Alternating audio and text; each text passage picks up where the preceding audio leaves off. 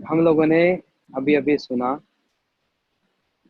कि किस प्रकार 7 दिन की भागवत कथा सुनने से जो फल प्राप्त होता है वो गया श्राद्ध से भी, हरिद्वार गया श्राद्ध से भी सबसे ऊंचा फल वह भागवत के द्वारा प्राप्त होता है।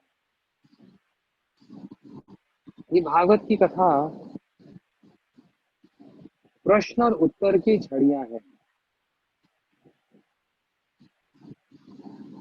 सब जगह प्रश्न और उत्तर ही तो है। यहाँ पर परीक्षित महाराज ने प्रश्न किया, सुखदेव गोस्वामी जी ने उत्तर दिया। जहाँ पर विदुर जी ने प्रश्न किया, मैत्री जी ने उत्तर दिया। जिन भागवत जी में रघुगण प्रश्न कर रहे हैं और जड़ भरत जी उत्तर दे रहे हैं। जिन भागवत जी में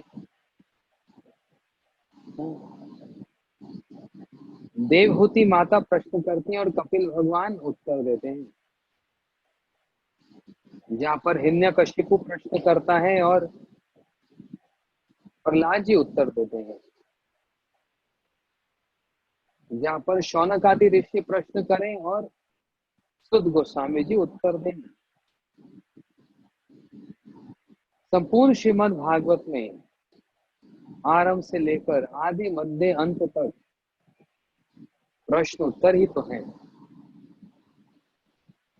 क्योंकि कोई भी साहित्य या फिर कोई भी आध्यात्मिक क्षेत्र में किसी प्रकार की कोई भी फिलॉसफी वो प्रश्न से ही आरंभ होती है और उत्तर में ही अंत होता है। क्योंकि भागवत जी में कहा है,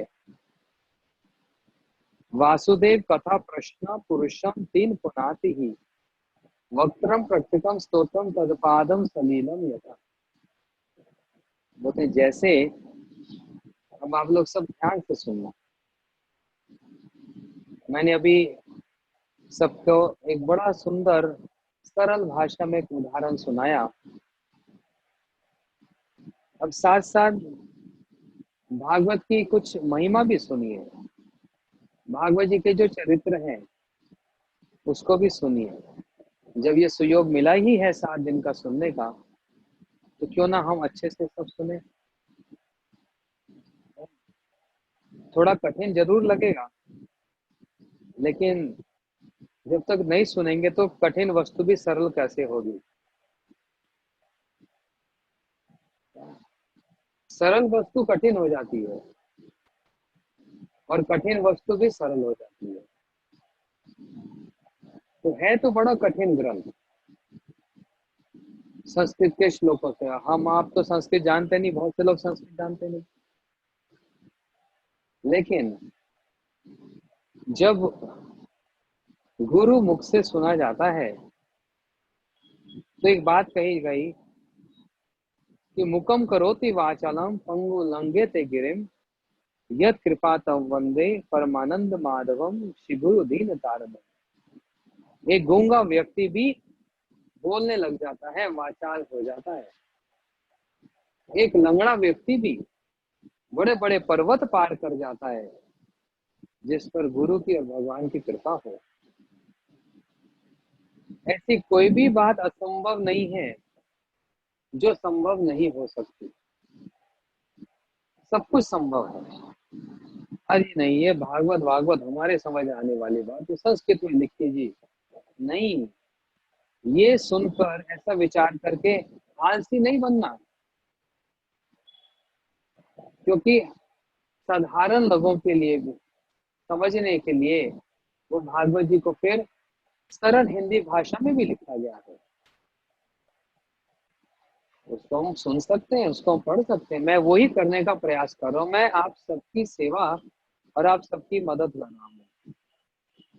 मैंने पहले ही कहा कि मेरे को कहा गया कि सीधी सरल भाषा में समझाना, क्योंकि बहुत सारे लगभग 200-300 भक्त लोग जो अभी सुन रहे हैं और जो बाद में भी सुनेंगे, उनको ज्यादा ज्ञान नहीं है, आप सरल भाषा में सुनाना।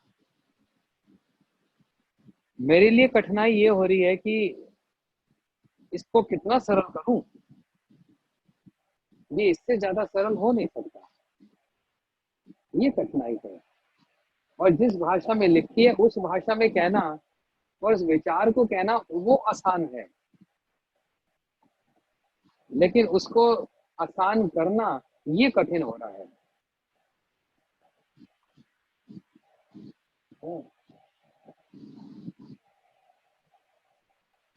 तो कहा वासुदेव कथा प्रश्न पुरुषम तीन पुनाति ही वक्त्रम प्रचिकम स्तोत्रम तत्पादम सलीलम यथा।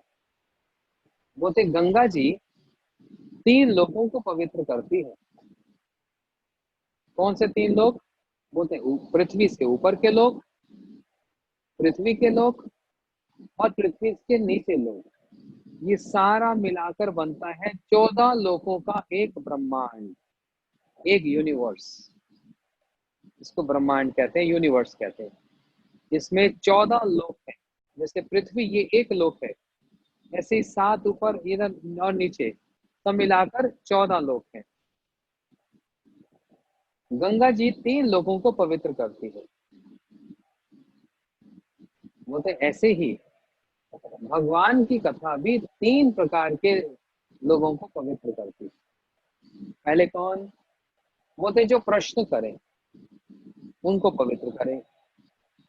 दूसरे नंबर पे कौन? बोलते जो उस प्रश्न का उत्तर दें उनको पवित्र करती है। और तीसरा, जो वो प्रश्न और उत्तर को सुनते हैं वो सुनने वालों को भी पवित्र कर देती है। ये भगवान की कथा ऐसी है, कोई बचेगा नहीं, सबको पवित्र करेगी करेगी। जैसे श्रीमद् भागवत जी में प्रश्न और उत्तर की ही झड़ियां लगी है और हम आप उसको सुन रहे हैं, इसलिए हम भी पवित्र हैं। अच्छा, भगवत गीता क्या है? कुरुक्षेत्र के युद्ध पे भगवान श्री कृष्ण ने अर्जुन को गीता सुनाई ना। धर्म क्षेत्रे कुरुक्षेत्रे संवेद युयुस्तवा मामका पांडव शैव किम अपूर्व संजया। भगवत गीता आरंभ ही एक प्रश्न से हुई है। हे संजय, कौन संजय? जिनको दिव्य नेत्र प्राप्त है। संजय को बस नेत्र ही प्राप्त है और कुछ प्राप्त नहीं है। किसने नेत्र प्रदान किए संजय को? वेद व्यास जी ने, जिन्होंने सारे ग्रंथों को लिखा, उन्होंने ही संजय को ये दिव्य नेत्र भी प्रदान किए कि वहीं धृतराष्ट्र के पास बैठकर जो कुछ महाभारत में हो रहा है, कुरुक्षेत्र में हो रहा है, वे सब कहेंगे। और संजय जी जो दिख रहा है सब कहे जा रहे हैं। संजय वाचा। तो भगवत गीता का आरंभ ही एक प्रश्न से हुआ। हे संजय बताओ, ये धर्म क्षेत्र कुरुक्षेत्र, जिसको धर्म क्षेत्र कहा गया, वहां पर मेरे पुत्र और पांडवों के पुत्र क्या करने के लिए उपस्थित हुए हैं? अरे भाई, धृतराष्ट्र को बोलो, आपको नहीं पता कि वहां पर क्यों उपस्थित हुए? सीधी सी बात है, युद्ध करने के लिए उपस्थित हुए तो फिर पूछने की बात क्या है?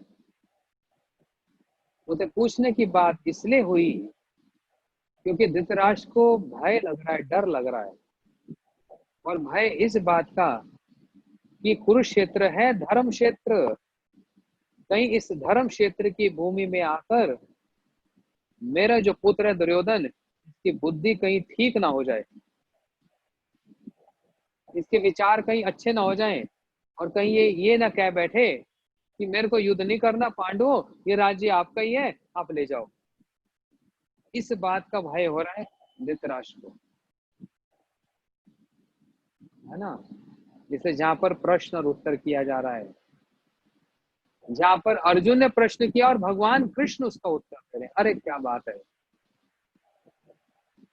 प्रश्न अर्जुन कर रहे हैं और संपूर्ण भगवत गीता भगवान ने कही। मात्र 1.5 घंटे में पूरी गीता सुना दी, 700 श्लोक। जिसका उत्तर साक्षात श्री भगवान दे रहे हैं। तो भगवत गीता क्या है? बोलते भगवान का दिया हुआ उत्तर है, और भगवान का दिया उत्तर मतलब भगवान का प्रसाद है। कहते ना भैया, प्रसाद को मना नहीं करना चाहिए, सबको प्रसाद लेना चाहिए। कभी कभी बच्चे बोलते हैं ना, नहीं हमको ये वाला नहीं है, हमको वो रसगुल्ले वाला प्रसाद चाहिए, ये नमकीन वाला नहीं चाहिए। तो माता पिता क्या बोलते हैं, बेटा प्रसाद को मना नहीं करते, प्रसाद स्वीकार कर लेना चाहिए। उसी प्रकार भगवत गीता क्या है? भगवान का प्रसाद है। और कितने लोग वो प्रसाद लेते हैं बताओ? लेना नहीं चाहता कोई। इसका मतलब हम भगवान का अनादर करते हैं कि नहीं करते? हम भगवान का अनादर करते हैं, क्योंकि उनका दिया हुआ प्रसाद नहीं लेना चाहते, उसको ठुकराते हैं। हमको नहीं पढ़नी गीता गीता, टाइम कहाँ है, हम बहुत बिजी हैं। कहाँ बिजी हैं? अरे दुकान से आता हूँ 9 बजे, फिर बच्चों के साथ बैठता हूँ, खाता पीता हूँ, 10:30 बज जाते हैं, फिर 1 घंटा टीवी, वो सीरियल भी तो देखने होते हैं नहीं, दो चार बात करो, सोते सोते 12:30 बज जाते हैं। कहाँ सुबह जल्दी उठा जाएगा?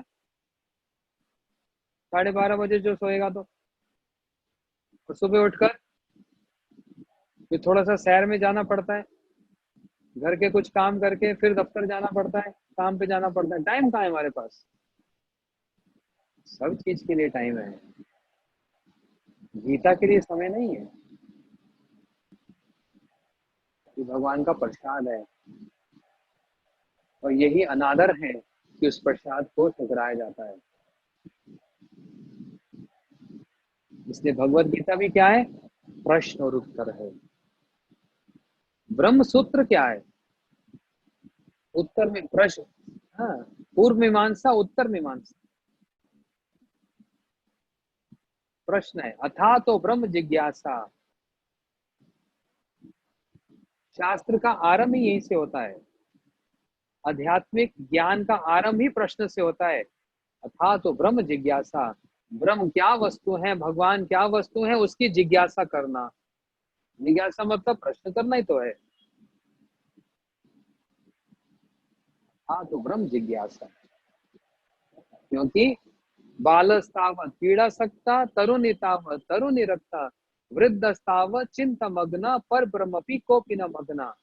भज गोविंदम, भज गोविंदम, गोविंदम भजम मूढ़ मते। श्री शंकराचार्य जी कह रहे हैं, बालस तावत कीड़ा सकता, बाल्यकाल खेलने कूदने में निकल जाता है, बच्चों को खिलौने से मतलब ना है और किसी चीज से मतलब नहीं, ये उसकी दुनिया है। वो छोटी सी बच्ची भी एक छोटी सी वो खिलौने की रसोई रख देती है, इतना छोटा सा गैस चूल्हा, और माँ को सामने उसकी नकल करते नाटक करके दिखाती है, देख माँ मैं रोटी बना रही हूँ तेरी तरह, और थोड़ी सी उसकी चीज छीन लो, बस जोर होने लग जाएगी।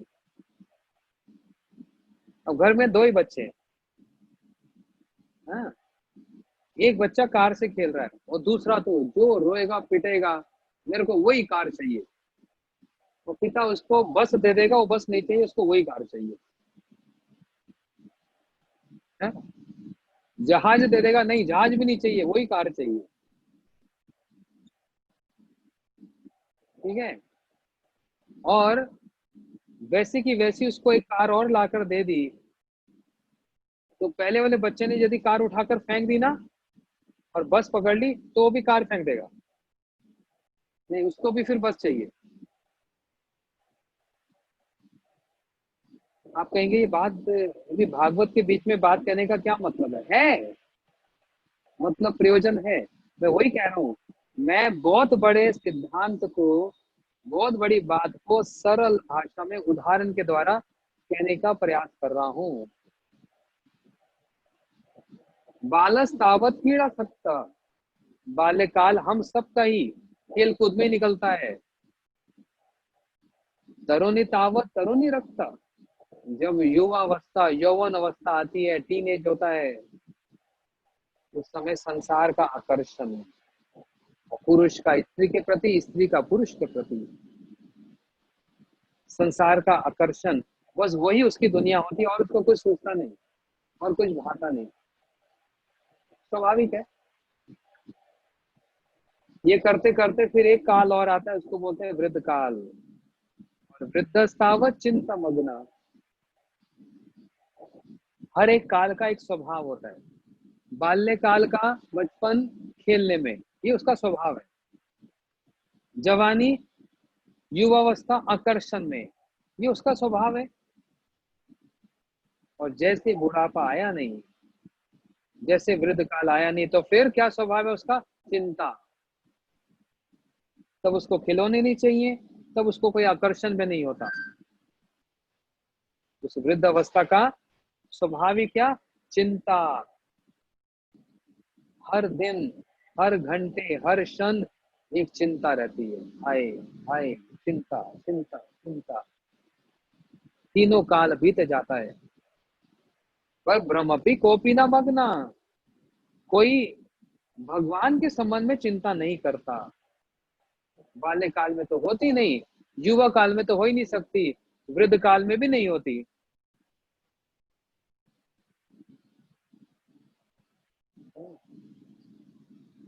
एक बार का एक्सपीरियंस है,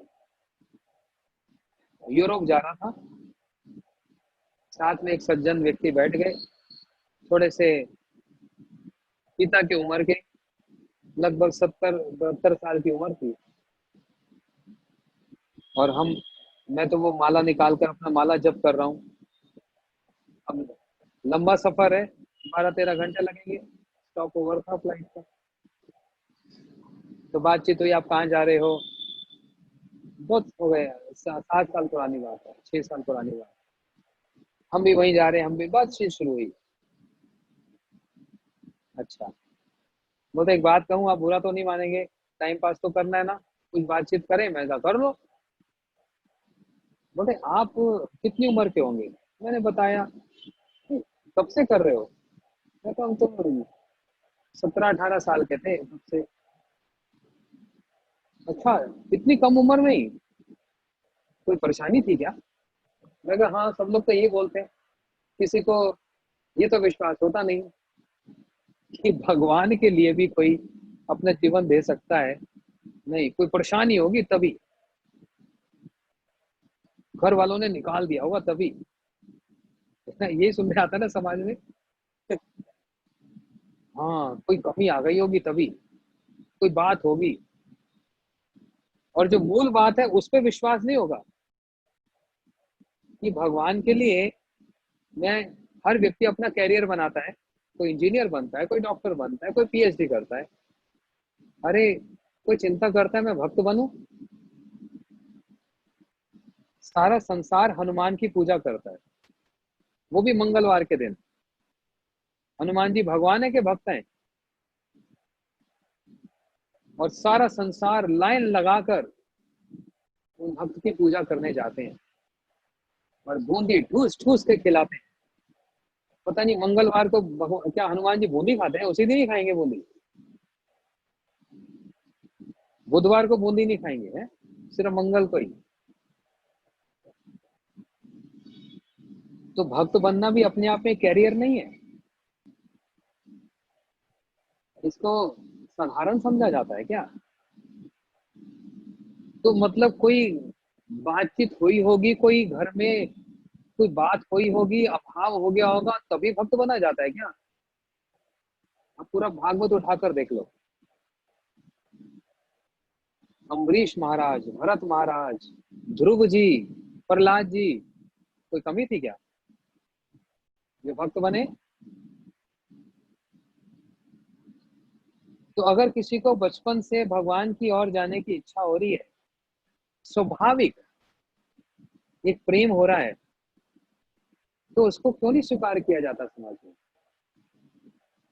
उसको क्यों फिर ऐसा सोचा जाता है, नहीं नहीं ये तो बेकार की बात है, अरे इंजीनियर बनता, डॉक्टर बनता। वो जो इंजीनियर डॉक्टर बने सुखी हैं? मैं सारे संसार में जाता हूँ, पूरी पृथ्वी का चक्कर लगा चुका हूँ, कम से कम 7-8 बार, पूरी पृथ्वी का। घर घर में जाता हूँ, बड़े से बड़े घर में जाता हूँ, ऐसे घरों में जाता हूँ जहां पर उनके अपने घर में 5-5 जेट प्लेन खड़े हुए हैं। आप विश्वास करोगे? घरों में गाड़ियां होती है, उनके घर में जेट प्लेन खड़े हैं उनके। बच्चे बच्चे का अलग है, पत्नी का अलग है, पति का अलग है, पिता का अलग है, साथ में पायलट खड़े हैं उनको उड़ाने के लिए। लेकिन बस थोड़ी देर बैठो, पहले तो सब ठीक है जी, ठीक है जी, 2 घंटे बाद जब दुखड़ा रोते हैं तो हाँ हाँ हाँ, मैं सोचा अच्छा तुमको भी दुख होता है। इतने बड़े महल में रहते हो, 3 किलोमीटर लंबा तो महल है उनका, 3 किलोमीटर लंबा घर था, उनको दुख होता है? अच्छा आपको भी दुख होता है? कमाल है। तब बात समझ आई, सभी तो दुखी हैं। बड़े से बड़े डॉक्टर के घर में भी अपना ही एक कोई परेशानी होती है, बड़े से बड़ा कुछ भी कह लो, बिजनेसमैन कह लो, कुछ भी कह लो।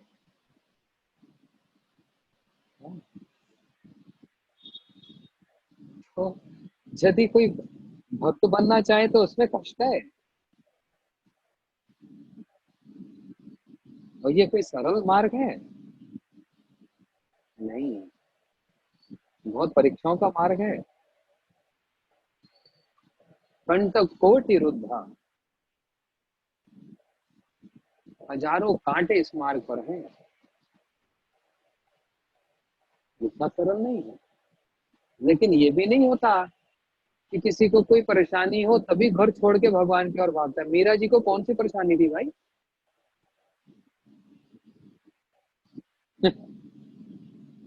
चलो जो भी हो, समाज बोलता है, समाज बोलते बोलते चुप हो जाता है, बोलते रहो। तो यही बात उन्होंने मेरे से कही, कुछ बात हुई थी क्या?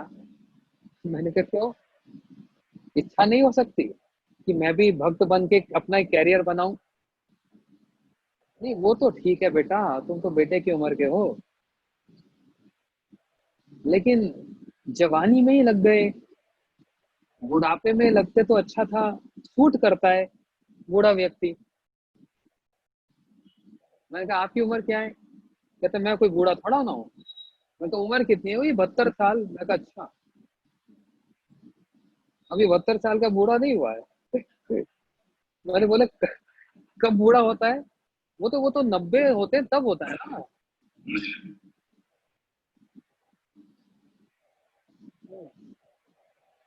तो बड़े सारे उपदेश देने लगते हैं, ऐसे बहुत सारे लोग मिलते हैं ना, ट्रेन में, जहाज में, सब उपदेश बहुत देते हैं। नहीं देखो, जरूरी होता है 25 साल तक ब्रह्मचारी, फिर 50 साल तक ग्रस्त, बहुत जरूरी है, कंपल्सरी है। और 50 के बाद फिर वानप्रस्थ, तब होता है सन्यास। तुमने जवानी में ही सन्यास ले लिया। मैंने कहा भाई एक बात सुनो। मैंने कहा बाबूजी, आपकी उम्र 72 साल की हो गई, आपने सुना 51 में क्या होता है? 51, 51 मतलब 51, ठीक है? 51 मतलब वो समय हो गया वन में जाने का। आप गए? बोलते नहीं। तो मैंने कहा आप उपदेश तो बहुत दे रहे हो, तो आप भी पूरा नहीं माना? बोलते नहीं नहीं, हम बातचीत करेंगे। तो मैंने कहा एक बात और मैं कह देता हूँ आपको, बुढ़ापे में ही भगवान की भक्ति करनी चाहिए। आपने अच्छी बात कही, जवानी में नहीं करनी चाहिए। मैं कहा हनुमान जी बूढ़े हैं, शिव जी बूढ़े हैं, और जो हैं वो सब बूढ़े हैं, गणेश जी बूढ़े हैं, बहुत सारे उदाहरण दिए। नहीं नहीं, तुम लोग तो ये शास्त्रों की बात बोलते हो, कोई सरल सा उदाहरण दो तो मैं समझू भी तुम्हारी बात। मैंने कहा अच्छा, तो अब आपकी बात पे आ जाता हूँ, सरल उदाहरण पे आ जाता हूँ। बड़ी अच्छी चर्चा चल रही थी, चलो कोई मिल गया बात करने वाला। और आरंभ कहाँ से हुआ? प्रश्न से ही हुआ। तो मैंने कहा एक बात सोचो, बूढ़ा व्यक्ति किसको कहा जाता है? बोलते हैं जिसके दांत टूट जाए, नकली लगे हों चांदी के सोने के, बाल सफेद हो जाएं, बड़े बड़े चश्मे लग जाएं, झुर्रियां पड़ जाएं, घुटने दुखने लग जाए, चला ही ना जाए, बैठा रहे, उसको बूढ़ा बोलते हैं। मैंने कहा नहीं, उसको बूढ़ा नहीं बोलते। संसार में सारे ही बूढ़े हैं, बच्चे से लेकर, जवान से लेकर, यहाँ तक कि गर्भ में जो बच्चा होता है वो भी बूढ़ा है। अरे यार, ये क्या बोल रहा है बेटा? अब ये कौन सी नई फिलॉसफी निकाल दी? बेटा नई फिलॉसफी नहीं है, मैं आपको साबित कर सकता हूँ। बूढ़ा किसको कहा जाता है? तो आप ही बताओ। मैंने कहा अच्छा, फिर मेरी बात सुनो। बूढ़ा उसको कहा जाता है जो मरने के निकट हो। ठीक बात है कि नहीं? बताओ सब लोग। जो व्यक्ति मृत्यु के निकट हो उसकी कोई तो बूढ़ा कहा जाता है। ये तो बात सब स्वीकार करते हैं। मैंने उनसे पूछा, आप स्वीकार करते हो? बोलते हाँ हाँ, बिल्कुल ठीक बात है। जो मरने के निकट है उसको बूढ़ा कहा जाता है। मैंने कहा अच्छा, माँ के पेट में बच्चा होता है उसको क्या बोलते हैं? बोलते गर्भजात संतान। मैंने कहा उसके बाद नेक्स्ट स्टेप क्या है? वो तो उसके बाद शिशु, नेक्स्ट स्टेप बालक, नेक्स्ट स्टेप अभी टीनेजर, नेक्स्ट स्टेप वो तो युवावस्था, यूथ हो गया, नेक्स्ट स्टेप वो तो फिर आधी उम्र वाला हो गया। उसके बाद वो तो उसके बाद फिर बूढ़ा। मैंने कहा बूढ़े के बाद नेक्स्ट स्टेप क्या? तो बूढ़े के बाद तो एक ही स्टेप होता है, फिर वहां तो स्टेप बचता ही नहीं। बूढ़े के बाद तो बस एक ही है, मृत्यु, मरना। मैंने कहा आप मानते हो? कहते हैं वो तो कौन नहीं मानता, हमको सबको पता है। कौन सी नई बात बोल रहे हो?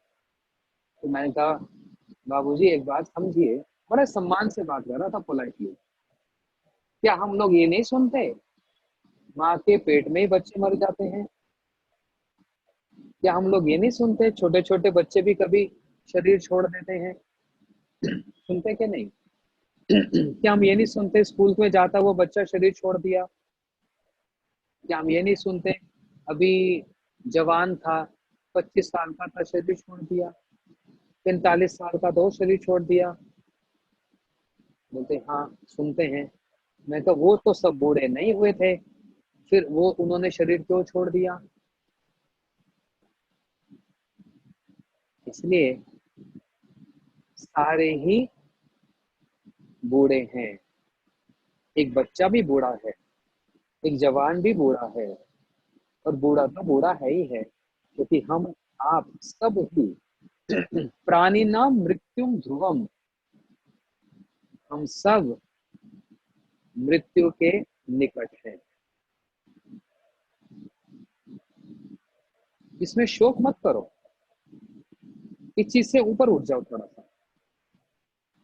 शोक तो उसके लिए किया जाता है कि उनके साथ हुआ और मेरे साथ नहीं होगा। लेकिन मेरे को पता है, मैं आज जाता हूँ, कल जाता हूँ, 1 साल बाद जाता हूँ, क्या फर्क पड़ने वाला है?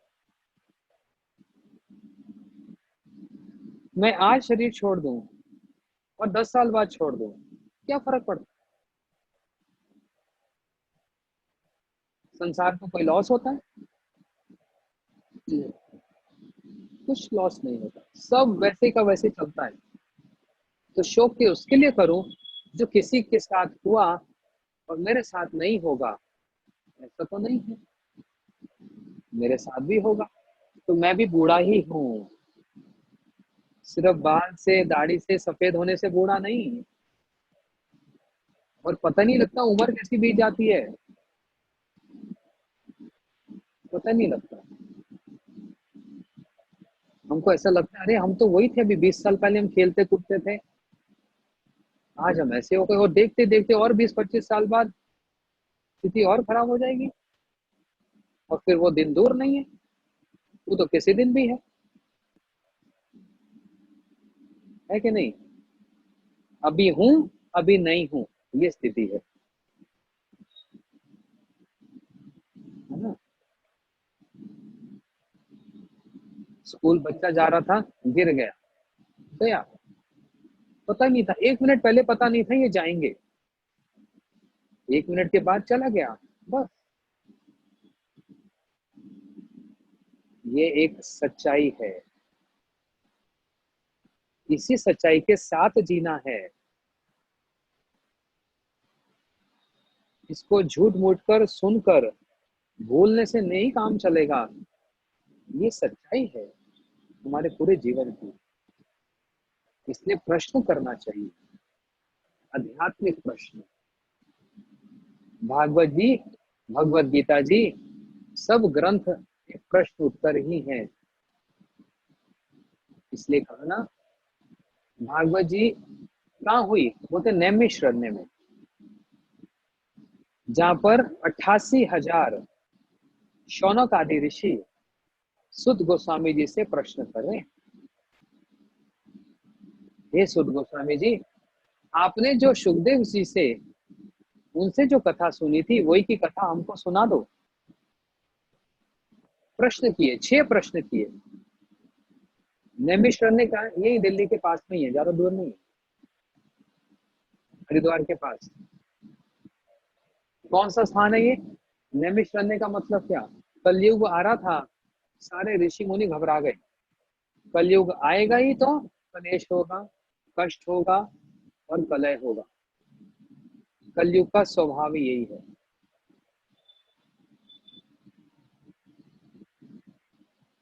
द्वापर युग जब चल रहा था ना, बस एकदम अंत की ओर था द्वापर युग, एकदम अंत की ओर। एक किसान ने अपना खेत दूसरे किसान को बेचा, और जिसने खरीदा वो अपने हल जोत रहा है अपने बैलों के साथ। अचानक टन सी आवाज आई, जमीन खोदी, इतना बड़ा संदूक निकला, और उसके अंदर से संदूक खोला, और मोती, हीरे, जवाहरात, सोना भरा पड़ा है। अब इसकी ईमानदारी देखो, ये खरीदार जो है, ये संदूक लेकर उसके पास गया, किसान के पास, कि भैया मैंने तो तेरे से जमीन खरीदी थी, संदूक तो नहीं खरीदा था, इसका मूल्य तो बहुत ज्यादा है, इसकी वैल्यू तो बहुत ज्यादा है, तो मैंने जमीन खरीदी थी, ये चीज तो तेरी है, तू रख ले अपने पास।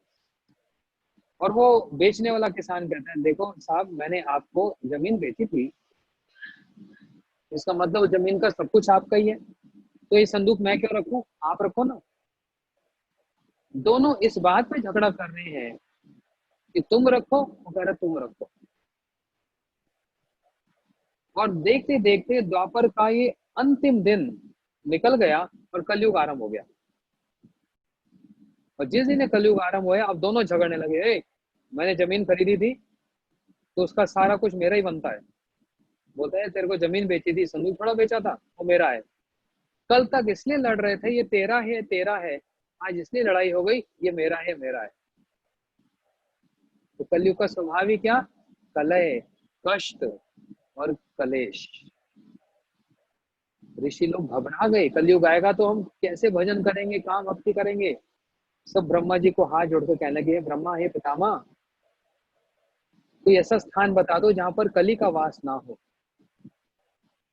ब्रह्मा जी ने अपने मन से एक चक्र बनाया और कहा, ऋषियों, इस चक्र के पीछे पीछे जाओ, जहां पर ये चक्र टूट जाएगा वही स्थान पर कली का वास नहीं होगा। सारे ऋषि उस चक्र के पीछे पीछे पीछे पीछे चलने लगे।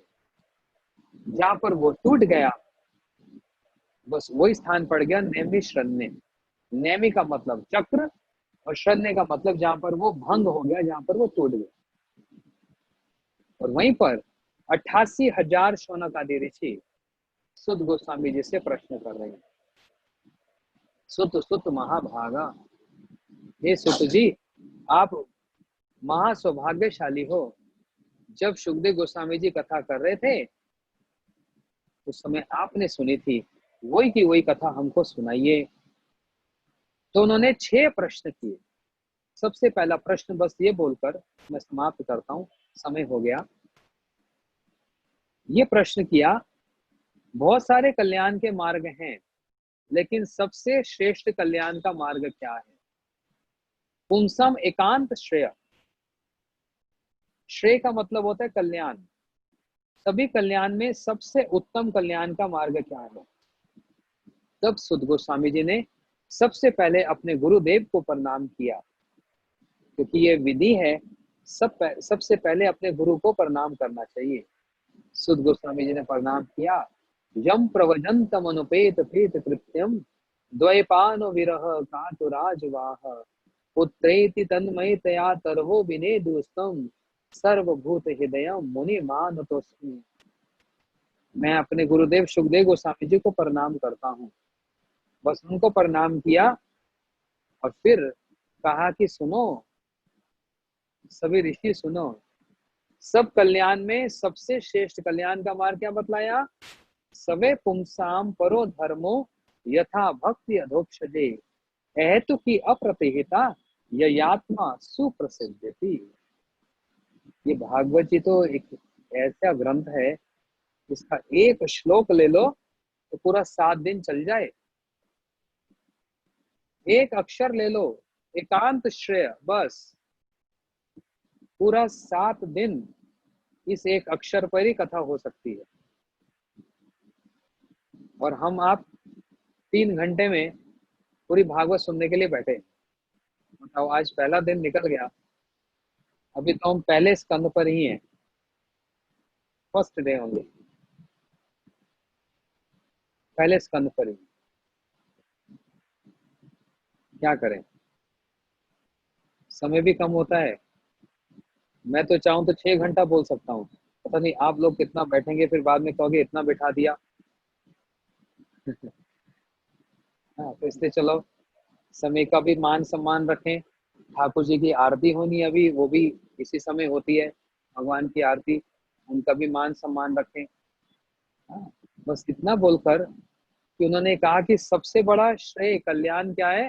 बोलते सवे पुंसाम परो धर्मो, सबका एक ही सबसे बड़ा धर्म है। माता पिता धर्म है, समाज धर्म है, शरीर धर्म है, देश धर्म है, कि कौन कौन से धर्म को सेवा करने बैठ जाओगे? कोई भी एक धर्म पूरी रूप से पालन करना असंभव है, इतना आसान नहीं है। लेकिन इन सारे धर्मों में सबसे श्रेष्ठ बताया परो धर्म। वो क्या बताया? यथा भक्ति अधोक्षजे, भगवान के चरणों में भक्ति सबसे श्रेष्ठ धर्म बताया। इससे ऊपर कुछ है ही नहीं, ओवर रूल्ड। बस ये बॉटम लाइन है, इससे ऊपर कुछ नहीं है। वो भक्ति क्या है? भागवत सुनना ही अपने आप में भक्ति है। आप कहोगे नहीं, भक्ति के लिए तो वो हाथ ऊपर करके खड़ा होना पड़ेगा, बड़े बड़े व्रत करने पड़ेंगे, बड़ी दान दक्षिणा देनी पड़ेगी, अरे बड़ा कठिन काम, हमसे नहीं होगा। ये सुनकर ही सब पीछे हट जाते हैं, बल्कि ऐसा नहीं है। भक्ति बहुत सरल सीधा उपाय है, सब कर सकते हैं, घर में रहते हुए कोई व्यक्ति कर सकता है। उसके लिए साधु सन्यासी बनने की जरूरत नहीं है। जिसको जो आश्रम सुटेबल लगे उसी आश्रम में रहकर भक्ति कर सकता है। किसी को गृहस्थ नहीं पसंद, नहीं है, किसी को पसंद है, वो घर में रहकर भी करता है, उसमें क्या है? वो क्या है भक्ति करना? भागवत जी सुनना ही अपने आप में भक्ति है। आप कहेंगे मैं विश्वास नहीं करता, इतना आसान है? हाँ, इतना आसान है। किसी को यदि विश्वास नहीं, भागवत जी उठा लो, उसका जो 2nd नंबर श्लोक है वो पढ़ लेना। उसमें क्या लिखा? उसमें लिखा, धर्म प्रोजित कईतव अत्रो परमा निर्मसरणम सताम वेद्यम वास्तव अत्र वस्तु शिवदम ताप त्रायन मूलनम श्रीमद् भागवत महामुनि कृते किम वा परिरीश्वरा सद्यो हृदय वृद्धि कृतिभि शुष्य तर्शनात्। क्या मतलब? संस्कृत बोल गया ना। उसने कहा कि अभी भागवत सुनने की तो बड़ी दूर की बात है, किसने मन में सोच ही लिया, विचार ही कर लिया कि मेरे को भागवत सुननी है, अभी बस विचार ही किया, बोलते सद्यो मतलब स्पॉन्टेनियसली, मतलब उसी समय ही उसकी भक्ति आरंभ हो गई, उसी समय ही। और भगवान उसके हृदय में आकर बैठना शुरू हो गए।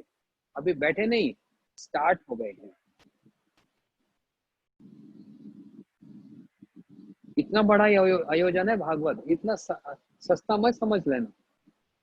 और वो बात और है, हम लोग जब देश विदेश में करते हैं तो हजारों लोग सुनते हैं, 2000-3000 लोग भक्त लोग बैठकर सुनते हैं।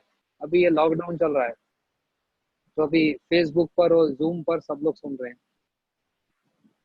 तो अभी भी कम नहीं, लगभग 300-400 भक्त लोग सुन रहे हैं, देश विदेशी लोग।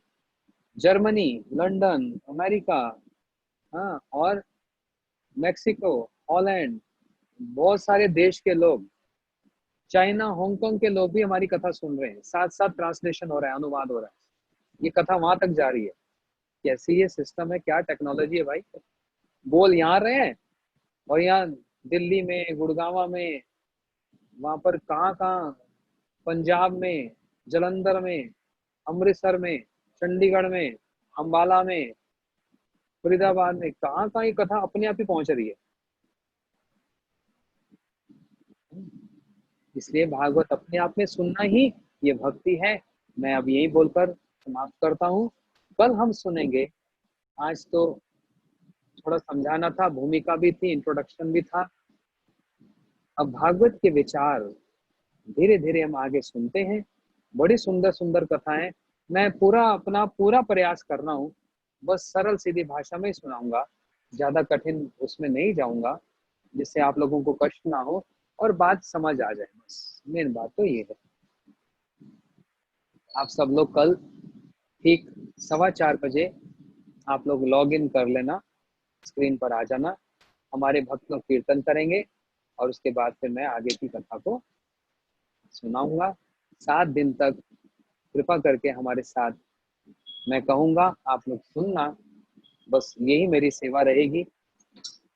मुझको आप लोगों ने ये सेवा दी, मैं अपने आप को सौभाग्यशाली समझता हूँ कि आप बस कथा को सुनिए और मैं कथा को कहता रहूँ। बस आप सबका धन्यवाद।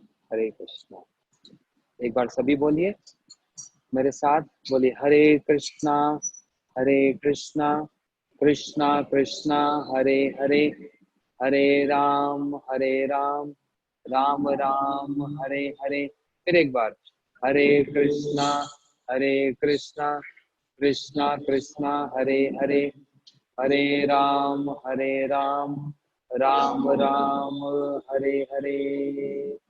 बोलो वृंदावन बिहारी लाल की जय। श्री भागवत महापुराण की जय। अभी आप सब लोग भगवान जी की आरती का दर्शन कीजिए। हरे कृष्ण।